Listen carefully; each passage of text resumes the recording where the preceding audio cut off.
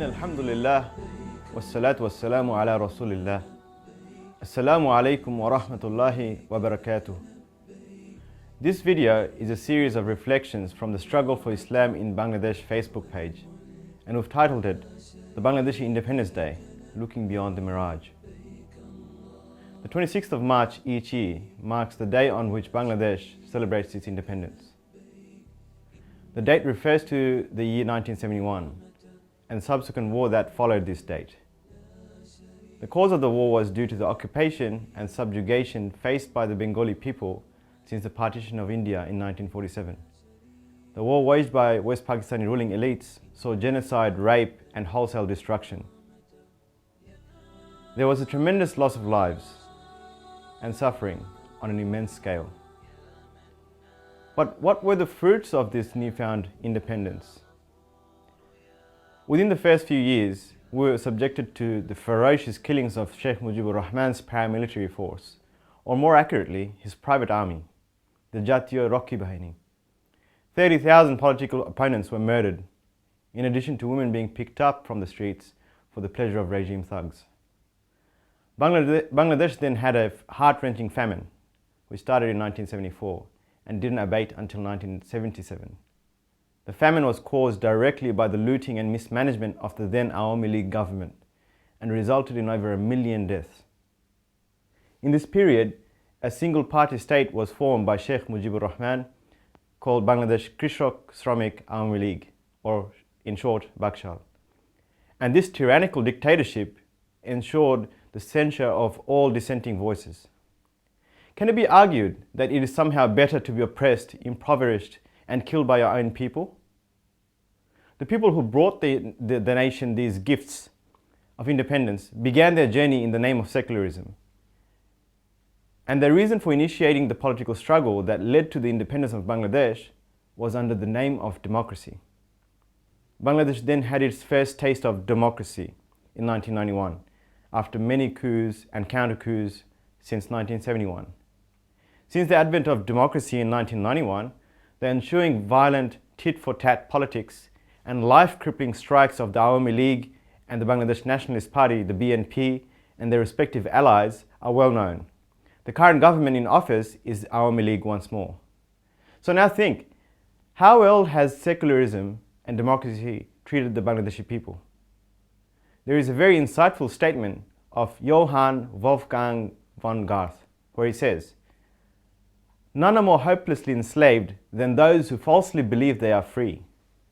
The truth is that Bangladesh never achieved true independence. In 1971, Bangladesh transitioned from the tyranny of a US-backed West Pakistani political system to the tyranny of an Indian-backed, we may say, native political system. Let us make note of this particular irony. The US-backed secular political establishment of Pakistan encouraged their soldiers to kill the Bengalis in 1971 because apparently Bengalis were not very good Muslims. And now in 2013, the US-backed secular political establishment in Pakistan is encouraging killing their own people in the north of Pakistan because apparently they are too much into Islam, they are extremists.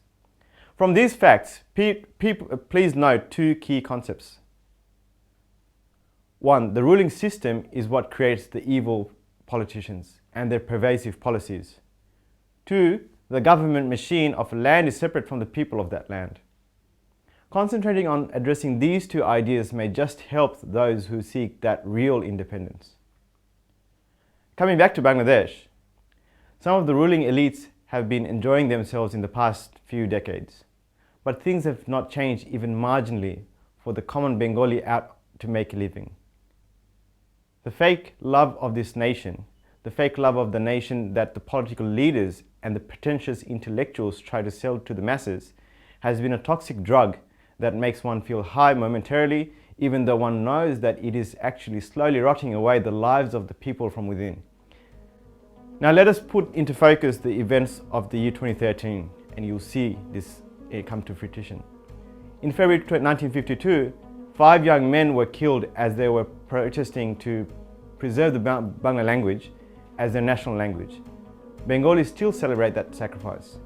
In February 2013, more than 100 men and women were killed because they were protesting to preserve and defend the honor of Allah subhanahu wa ta'ala and His Messenger sallallahu alaihi wasallam from the unspeakable insults of government-backed secularist intellectuals who seek prestige through their flagrant apostasy and their newfound atheism.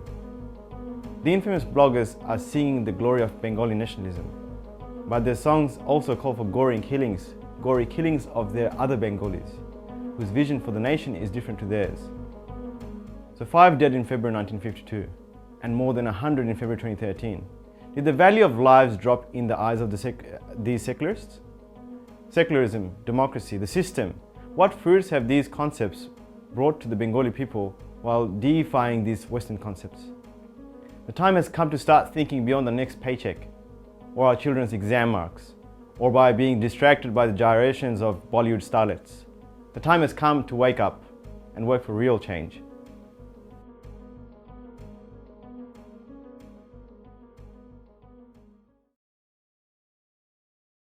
True freedom is when men and women are freed from the subjugation of other men and women.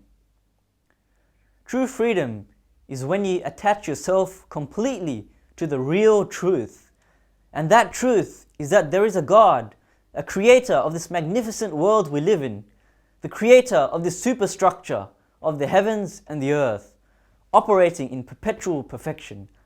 That creator is Allah subhanahu wa ta'ala, and He is one. True independence is when we are all subject to the same laws, from the politician to the rickshawala, and none has the right to undermine or change that law. This idea is powerfully articulated in the simple words of the Sahaba, Rabi' bin Amr radiallahu anh, when he went to meet Rustam, the mighty general of Persia.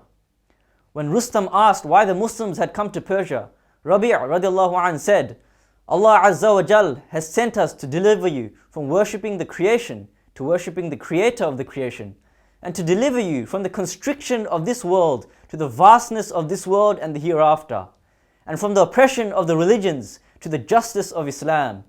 Allah Azza wa Jal has sent us to save you from worshipping each other. In Islam, one definition of worship is to give someone the right to dictate what is right and what is wrong, what is lawful and what is not, what is good and what is evil. In that sense, the people of Bangladesh have been tricked into worshipping Mujibur Rahman and Zia Rahman and their families for a very long time. O people, O Muslims of Bangladesh, it is time to abandon these fake gods and turn to Ar-Rahman, the true God, the most gracious Allah. It is in our interest to try and establish the system that is sent from Him. That system is not secular nationalism, socialism, nor dictatorship. It is the Khilafah, the system for mankind sent from above. Our invitation is an invitation to true independence and honor. Our invitation is an invitation to freedom, freedom of your soul, freedom of your economy, freedom from political subjugation. Our invitation is an invitation to the justice of Islam, a justice that does not distinguish between the minister and laborer. It is our great privilege to invite the people of Bangladesh to the work of bringing back on this earth His system, the Khilafah. We invite you to the shade of the King of Kings on this earth.